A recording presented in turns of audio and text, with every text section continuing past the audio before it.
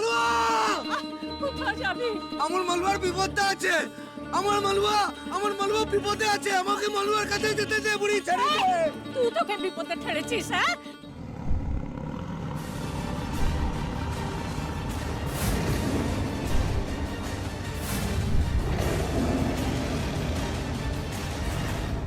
তুইও কিছু খাসনি? তুই খাবি, তারপর আমরা খাবো। কে তোমরা?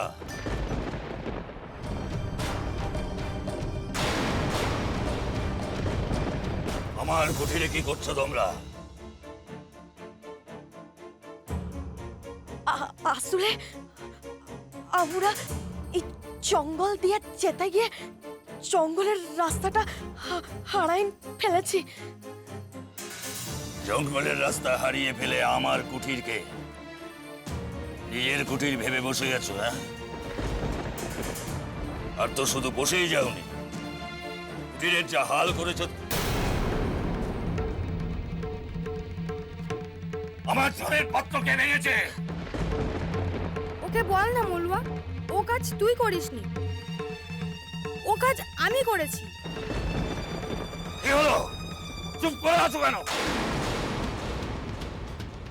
তুমি যে মুখ নও তার পরিচয় আমি আগেই পেয়েছি। উঠুতে জলটু খেতে গিয়ে পড়ে একটু গেছে। এবার ওই সাধু তোকে শাস্তি দেবে তো?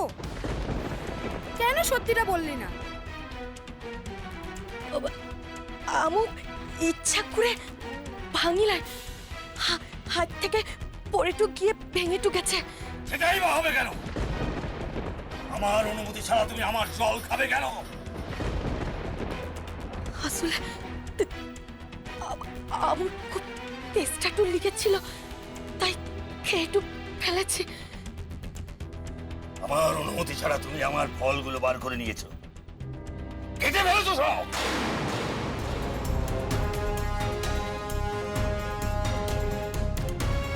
ওকে বল, আমরা খেতে চেয়েছিলাম, তাই তুই ফল এনেছিস। ওরা ওরা তিনজন আমার বন্ধু। আসলে ওদের খুব খিদে টু পেয়েছিল, তাই আমু তোর এখান থেকে ফলটু নিয়ে ওদেরকে খেতে টু দিয়েছিলাম। তুই ভাবিস নাই সকালটু হলে আমু ওই জঙ্গল থেকে ফলটু এনে তোকে দিয়ে টু যাবো। এর অর্থ হলো সাধকের খাদ্য তুই ওই তুচ্ছ প্রাণীগুলোকে খাইয়েছিস, নাকি ওদের নাম করে তুই খেয়েছিস? ওকে বল যে তুই খেতে চাসনি, আমরাই তোকে জোর করে খাওয়াচ্ছিলাম। ওদের সত্যি খিদে টু পেয়েছিল রে। বিনা অনুমতিতে কারো জিনিস নিয়ে নেওয়া মানে চৌর্যবৃত্তি। চোর হচ্ছে আমার কাছে মহাপাপী। আমু আমু চোর লয় রে, আমু চুরি করিলাই। আচ্ছা আমু আমু কাল সকালে তোকে ফলটু এনে দেবো আর জলও এনে দেবো। সারাদিন পরিশ্রম করে তৃষ্ণার্ত হয়ে কুটিরে ফিরে পিপাসার জন্য জল পাইনি, ক্ষুধা মেটাবার ফল পাইনি। এসব কিছুর জন্য দায়ী তুই।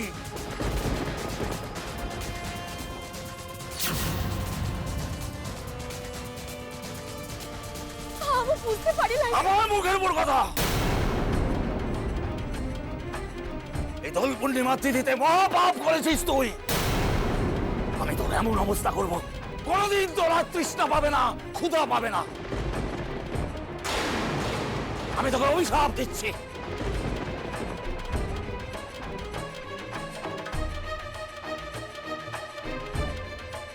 পাথর হয়ে যা, পাথর হয়ে যা, পাথর হয়ে যা।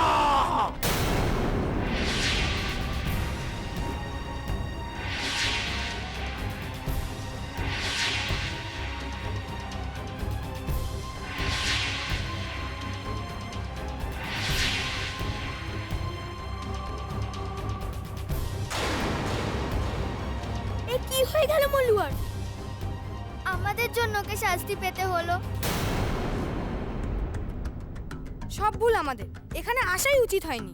হ্যাঁ, সত্যিই উচিত হয়নি। ও আমাদের কথা শুনছে কি করে? কিছুই বুঝছি না। আমাদের কথা তো মলুয়া ছাড়া আর কেউ বোঝে না। অবাক হয়ে যাচ্ছিস? হ্যাঁ, বছরের পর বছর এখানে তপস্যা করে আমি এখানকার পশু পাখি সবার কথা বুঝি। ওর কোনো দোষ নেই, সব দোষ আমাদের। আমরাই ওকে জল খেতে বলেছিলাম। আমাদেরই খিদে পেয়েছিল, তাই খেতে চেয়েছিলাম। এমনকি আমরাই ওকে এই ঘরে আসতে বলেছিলাম। ওকে ক্ষমা করে দিন, ওর কোনো দোষ নেই। আমার অভিশাপ কখনো বিফলে যাবে না। তাহলে এমন কিছু করুন যাতে এই অভিশাপ থেকে মুক্ত হওয়া যায়। মলুয়া ছাড়া আমাদের আর কেউ নেই। ওকে মুক্ত করে দিন। বেশ, তোদের কথা আমি বুঝতে পেরেছি। একা সব দোষ ওর নয়,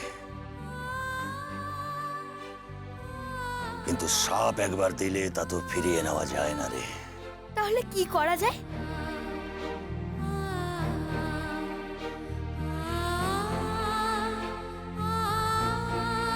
এই দোল পূর্ণিমা তিথির মধ্যে যদি কোনো সূর্যবংশীয় পুরুষ এই পাথর স্পর্শ করে, তাহলেই আবারও প্রাণ ফিরে পাবে।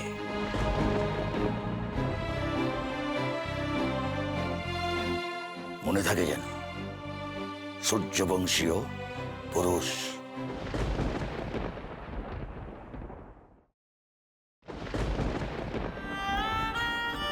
এ কি হয়ে গেল? মলুয়া কি সাপ মুক্ত হবে না? এখন এখানে কোথা থেকে আসবে সূর্যনগরের পুরুষ?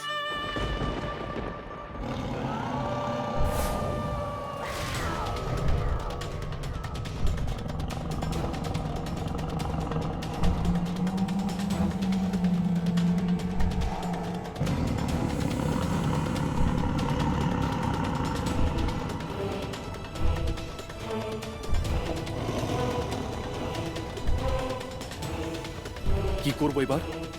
যুযুৎসু তো আমাকে পায়ের চাপে পিষ্ট করে দেবে। কি করে বাঁচবো আমি? এই ছোরা ওর কোনো অনিষ্ট করতে পারবে কি? আমাকে ওই বেদে কোন অবধি পৌঁছতেই হবে। কোনো কিছু আমাকে আটকাতে পারবে না। আমাকে এই যুযুৎসুকেও হারিয়ে এগিয়ে যেতে হবে। কিন্তু কি করে?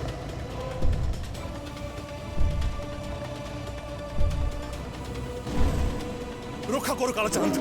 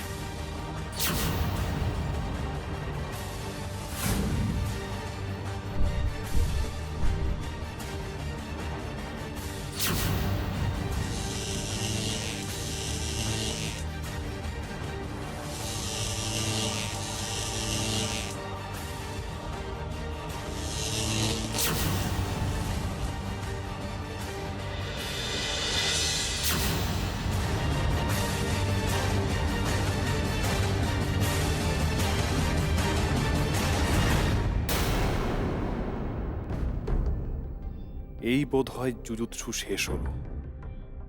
শান্তির রক্ষা কবচের কাছে ও পরাজয় স্বীকার করতে বাধ্য হলো।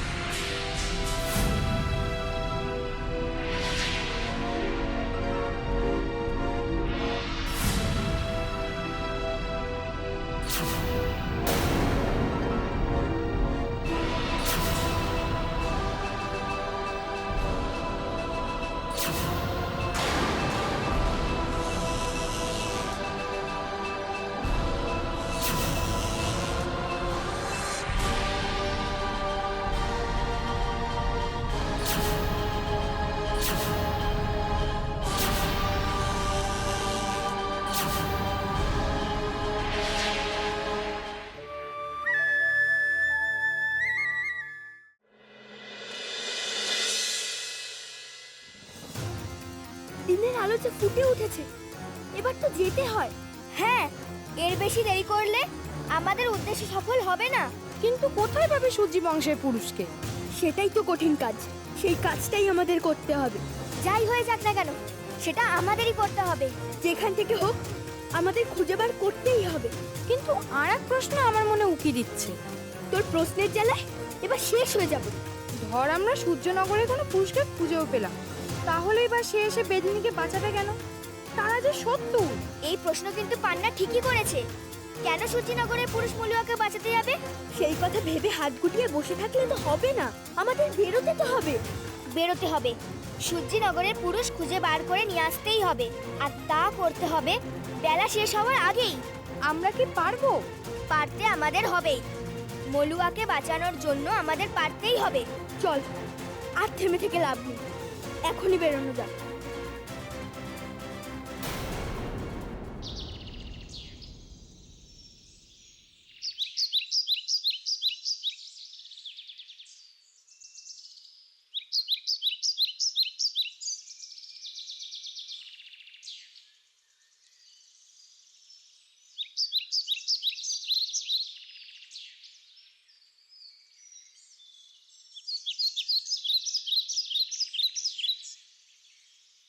দিনের আলো ফুটেছে, এবার তাহলে আবার আমার যাত্রা শুরু করা যেতে পারে।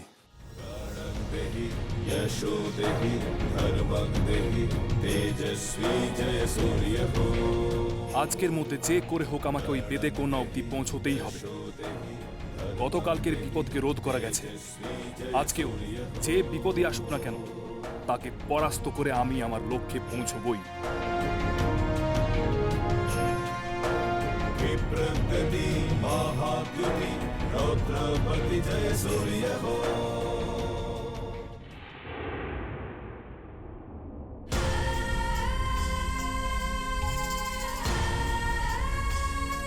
বড় খিদে পেয়েছে যে, কাল সারা দিন রাত কিছু খাইনি। খিদের জোটে যে আর পা চলে না। আজ বুঝতে পারছি খিদে কাকে বলে। উফ, সামান্য কিছু পারিশ্রমিকের জন্য কত মানুষ কত কষ্ট করে, কি অসহ্য পরিশ্রম করে। ভাগিস ওই ভিক্ষুকদের আমার খাবারের রসদটুকু দিয়ে দিয়েছিলাম। আমি তো যুবক, আমার বয়স কম, আমার তো শক্তি আছে, আমি না খেয়েও কিছুদিন কাটিয়ে দিতে পারি। কিন্তু ওনারা তো অন্ধ বৃদ্ধ, ওনাদের তো সেই ক্ষমতাও নেই। দিয়েছি, ভালোই হয়েছে।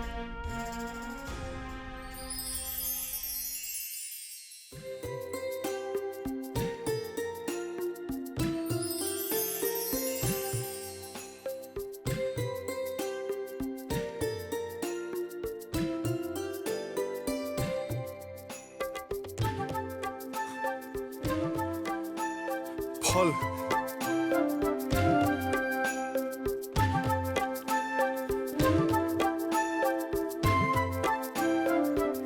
কোনোদিন গাছ থেকে পড়া ফল এত তাজা অবস্থায় খায়নি।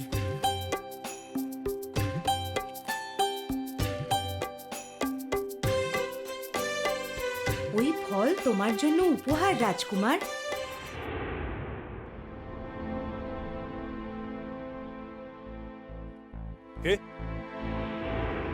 কে কথা বললো? আমি বলছি, গাছ। গাছ কথা বলে? আমি শুধুমাত্র সুমনের মানুষদের সাথেই কথা বলি। তুমি কি করে বুঝলে আমার মন ভালো? তোমার কথায় মন সুন্দর না হলে কেউ কি বৃদ্ধ অন্ধ ভিক্ষুদের নিজের খাবার দিয়ে দেয়? কি করব বলো, দেখেছি ভারী কষ্ট হলো। আমার খিদের জ্বালা থেকে ওদের খিদের জ্বালা অনেক বেশি। রাজপ্রাসাদে থেকে তো এসবের স্বাদ কোনোদিন পাইনি। সারাটা জীবন শুধু বড় হয়েছি আরামের চাদর থেকে। আজ প্রাসাদ ছেড়ে বাইরে বেরিয়ে এসে বুঝেছি মানুষের জীবনে কত কষ্ট। খিদের তাড়নায় মানুষ কি না কি করে। যখন দেখলাম তখন আমার যা সাধ্য ছিল তাই দিয়ে সাহায্য করার চেষ্টা করলাম। সেই জন্যেই তোমাকে সুন্দর মনের মানুষ বললাম। আর সেই জন্যেই এই ফলগুলো তোমাকে উপহার হিসেবে দিলাম। তোমাকে আমার ভারী পছন্দ হয়েছে রাজকুমার। ধন্যবাদ ফলের জন্য, কিন্তু সত্যি যদি আমাকে পছন্দ হয়ে থাকে তাহলে একটু সাহায্য করবে? কি সাহায্য বলো? আমাকে বলতে পারো বেদেদের গ্রাম কোন দিকে? বেদেদের গ্রাম মানে তো তুলুংডিহি গ্রাম। তাই বোধ হয়। আমাকে বলে দাও না সেই গ্রাম কোন দিকে। দিতে পারি, কিন্তু তার আগে আমার প্রশ্নের উত্তর দাও। তোমার মতো রাজকুমারের সেই গ্রামে কি প্রয়োজন?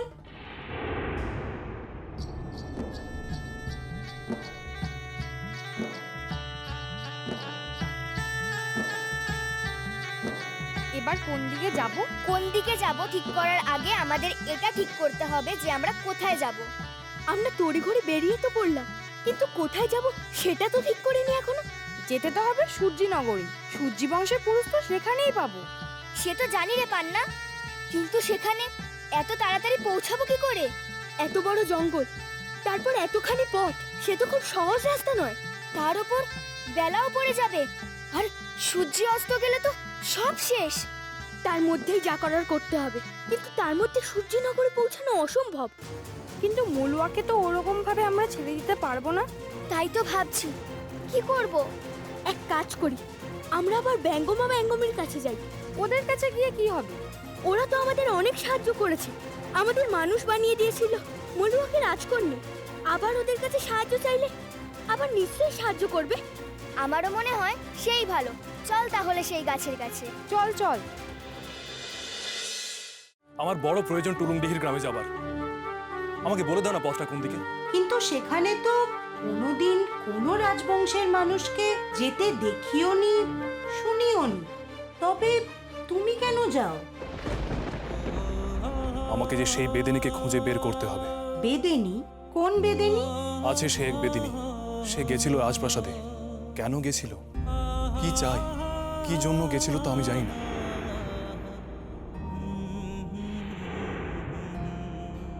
জানি না সে কেন আমাকে অজ্ঞান করতে গেছিল, আমি জানি না, কিন্তু আমাকে জানতেই হবে। আমাকে ওই বেদিনী কন্যার কাছে পৌঁছতে হবে। কেন এত মরিয়া তুমি?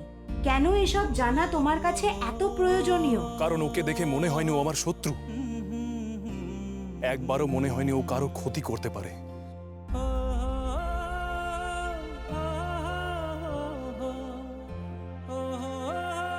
আমার ওই বেদে কন্যার কাছে একটাই প্রশ্ন, কিসের এত শত্রুতা?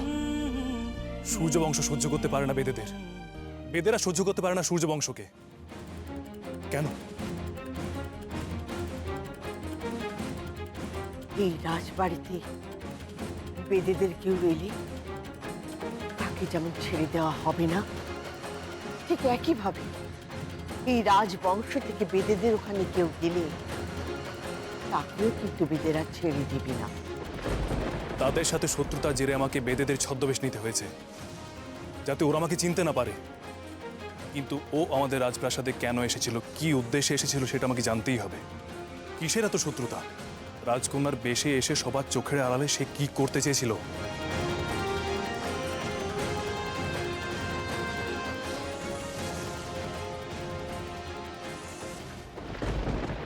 রাজকুমার যা বলছে তাতে তো মনে হচ্ছে মলুয়ার কথা বলছে। মলুয়া কি তাহলে এই রাজকুমারকেই তুলে আনতে গেছিল? কিন্তু কেন? এত সুন্দর মনের মানুষ, তাহলে কি ও মানুষ চিনতে ভুল করলো?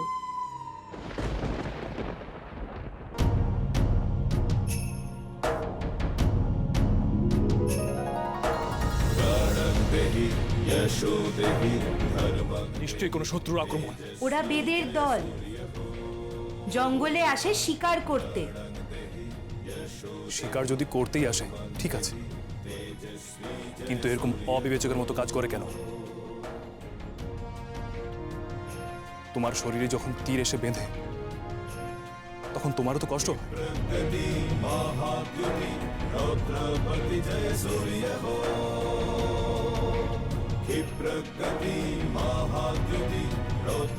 তুমি আবার আমাকে তোমার প্রতি কৃতজ্ঞ করলে। এবার তাহলে বলছি শোনো, এই জঙ্গলের ঈশান কোণ ধরে এগোলেই পাবে তুলুংডিহি গ্রাম। ধন্যবাদ। ধন্যবাদ বলো না, তুমি আমার অনেক বেশি সাহায্য করেছো। ঠান্দি বলেছেন যে বেদেদের কেউ যেন আমাকে চিনতে না পারে। আমি সেইভাবেই যাব।